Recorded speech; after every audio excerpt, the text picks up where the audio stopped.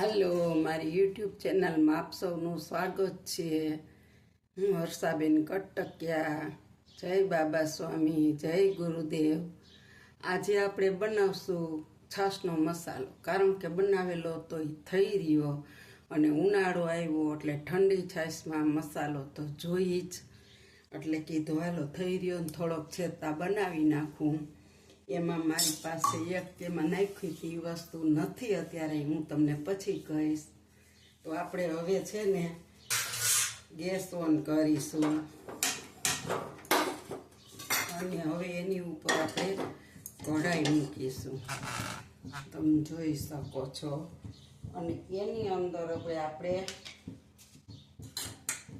પહેલાં તો નિમકને શેકી લેવાનું છે.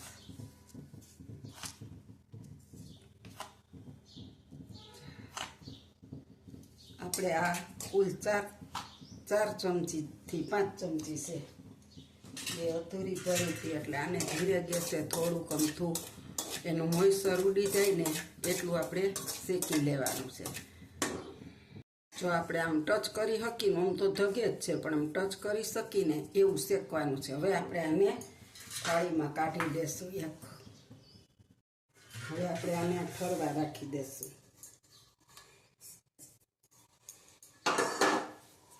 અને હવે આપણે પાછા ગેસ તરફ જઈશું, ગેસને ઓન કરીશું.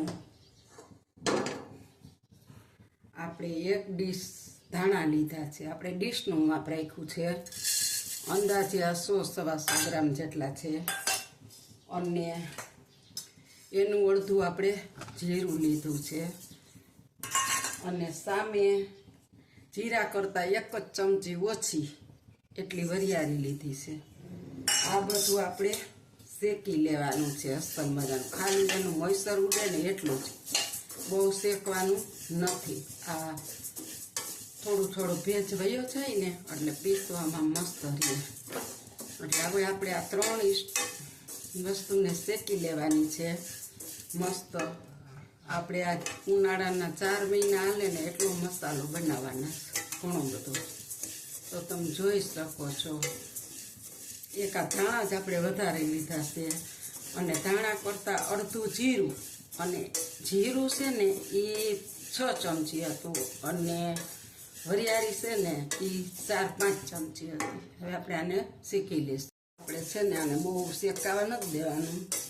2 મિનિટ થઈને હજી 2 મિનિટ જેટલું શેકશું, 4 થી 5 મિનિટ આપણે આને હલાવતા ધીરે ગેસે શેકશું. જો આની સુગંધ તો 2 મિનિટ થઈને તો આવવા જ માંડી છે, પણ હજી આપણે એનું મોઈસર ન ગયું હોય, ભેજ હોય, એટલે એને શેકી લેશું હરખું.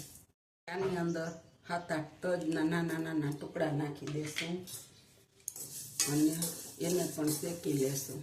જો હવે આપણે આને 3-4 મિનિટ થવા આવી છે, એટલે હવે આપણે 1 ચમચી જેટલા તીખા નાખીશું, એને પણ થોડાક શેકી લેશું. જો ખૂબ સુગંધ આવી રહી છે અને આપણે શેકાવા આવ્યું છે હવે.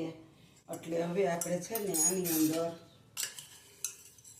1 થી 1.5 ચમચી આપણે 1.5 ચમચી અજમા નાખીશું. બહુ ઝાઝા નથી નાખવાના. એ આપણે નાખીને હવે 5 મિનિટ 4 મિનિટ થઈ ગઈ. હવે 1 સેકન્ડ જ શેકવાનું છે. જો આપણી બધી વસ્તુ મસ્ત શેકાઈ રહી છે, ખૂબ જ સુગંધ આખા રસોડાની અંદર આવી રહી છે. હવે આપણે ગેસને બંધ કરી દઈશું અને આને આપણે હવે ડીશમાં કાઢી લેશું એક, એટલે આ ઠરી જાય.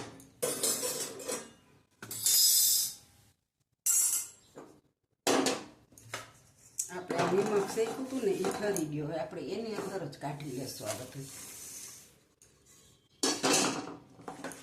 અને હવે આપણે આને ઘડીક ઠરવા દેશું, 10-15 મિનિટ. બહુ ધગે છે ને એટલે. હવે આપણે જરીક પાછો ગેસ ચાલુ કરીશું.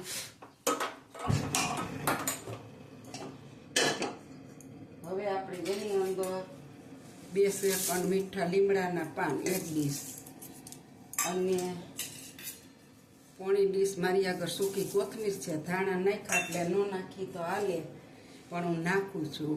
અને 1 વાટકી ફુદીનાના પાન. આને આપણે માત્ર 2 થી 3 સેકન્ડ જ, કઢાઈ તો આપણી તપે જ છે. સેજ આને આમ કરકરા થઈ જાય દરદરા, એટલે સેજ જ ફેરવી લેશે.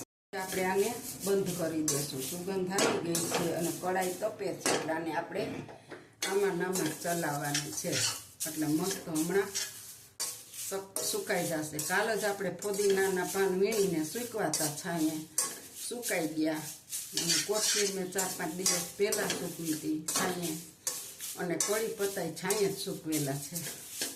બહુ સુગંધ આવે શેકાવાની. હવે આપણે આને ઘડી કેમાં જ રહેવા દેવું એટલે એકદમ કરકરા થઈ જાય. જો આ કડાઈ તપતી હતી ને એટલે આપણા પાન તમે જો એકદમ સરસ આમ ચૂરો થઈ જાય છે અને એટલે આપણે આમાં જ હજી ઘડીક ઓલું ઠરે ને ત્યાં સુધી આમાં જ રહેવા દેવાશે. અને ખૂબ જ ફુદીનાના પાનની તો શેકાવાની સુગંધ આવે એકદમ મસ્ત. આમાં રહેવા દઈએ ને એટલે એકદમ સરસ થઈ જાય. હવે આપણે સંચર પાવડર લેવાનો છે. આ ટોચની 1 ચમચી લીધો છે અને આ 2 ચમચી છે અને માથે આપણે અડધી ચમચી નાખીશ. હવે એટલે ઓમ આટલી ભરેલી કરી તો 4 ચમચી થયો પણ આપણે અડધી ચમચી પાવડર લીધો છે અત્યારે. ઠરી જવા એવા એકદમ શેકાઈ ગયા છો એકદમ ભૂકો થઈ જાય છે એટલા મસ્ત નાખા રસોડામાં સુગંધ આવે. ફુદીનાના પાનની અને લીમડાના પાનની બહુ મસ્ત. જો એકદમ મિક્સરમાં નાખશું ને 1 સેકન્ડમાં ભૂકો. અને આપણું મિશ્રણ હજી થોડું ગરમ છે. હવે જો આપણું મિશ્રણ છે ને એ ઠરી ગયું છે અને આપણે કુંજો નાનો લેવાનો છે એની અંદર તરત પીસાઈ જાય છે. તો આ બધું મિક્સ નાખી દેવું. મીઠું તો આપણે નાખેલું છે. આની અંદર આપણે થોડા પહેલાં પાન નાખીશું.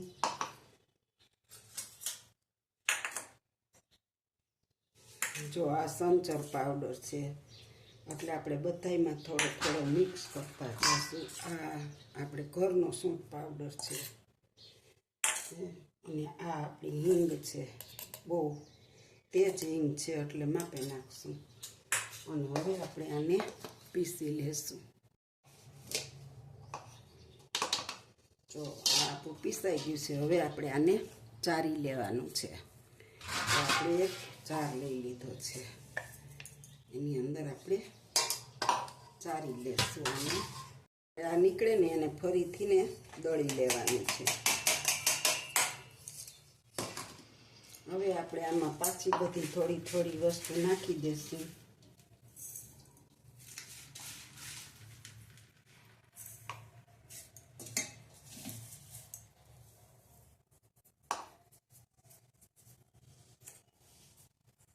પછી દળાઈ જશે એટલે બધું સરખું મિક્સ કરી લેશું આપણે.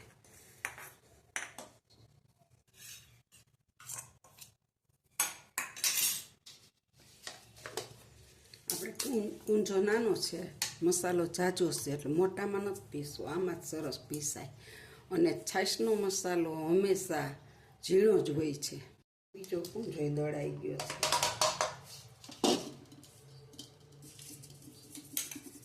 તો આપણે એવી રીતના આ બધું ચાળી લેવાનું છે. મારી આગળ બીજો પણ જાર છે પણ આમાં સરસ ઝીણો આવે છે એટલે આ લીધો છે મેંદાના લોટનો. અને આ હંમેશા ઝીણો હોય ને તો જ મજા આવે. મને જાડો ન ગમે. આવી રીતના આપણે બધો પીસીને ચાળી લેશું. આપણે આ ત્રીજો કુંજો પીસાઈ ગયો અને બધું નાખી દીધું. હવે આપણે આને એવી જ રીતના ચાળી લેવાનો છે. આટલું ચારણ નીકળું આપણે આને ફરીથી પીસી અને ભેળવી દેશું. તો હવે આપણે આને બધો મિક્સ કરી લઈશું કારણ કે આપણે 3 બેન્ચ કરી એટલે કોઈમાં વધુ ઓછું વસ્તુ પડી હોય.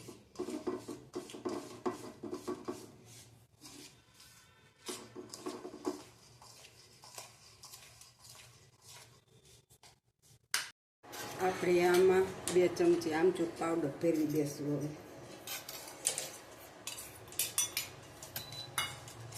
2 ચમચી આમચૂર પાવડર નાખવાનો. આમચૂર પાવડર મિક્સ કરી દીધો છે. હું કોઈ દિવસ આમચૂર પાવડર નાખતી નથી પણ આ નાખ્યો છે.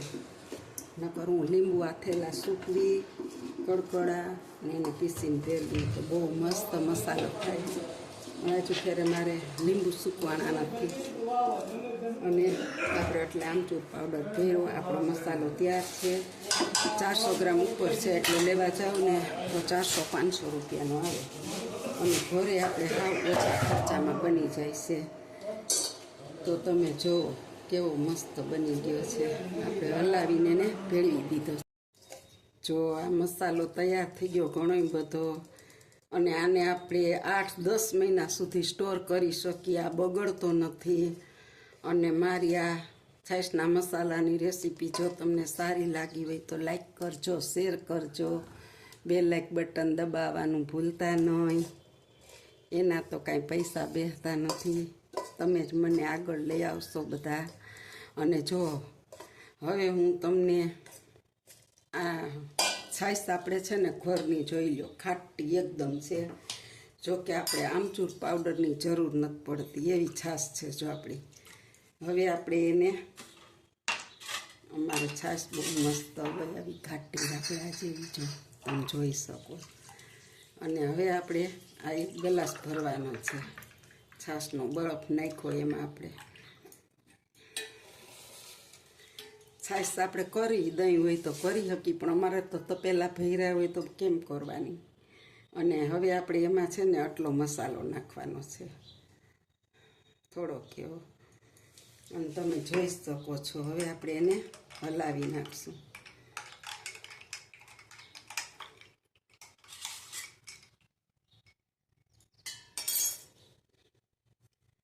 અને ઉપર આપણે ફોદીનો રાખી દેશું.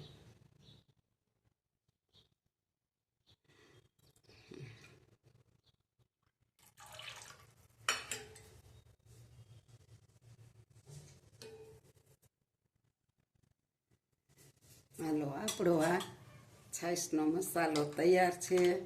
છાશમાં ભેળવી દીધો છે. જો તમને મારી રેસીપી સારી લાગે તો લાઈક શેર કરજો. આવજો. જય બાબા સ્વામી, જય ગુરુદેવ. લાઈક શેર કરતા રહેજો. જો આપણો છાશનો ગ્લાસ તૈયાર છે અને મસાલો પણ તૈયાર થઈ ગયો છે. તો હવે આપણે આને એક કાચની બોટલમાં ભરી લેશું. તમે જોઈ શકો છો. સારું આવજો.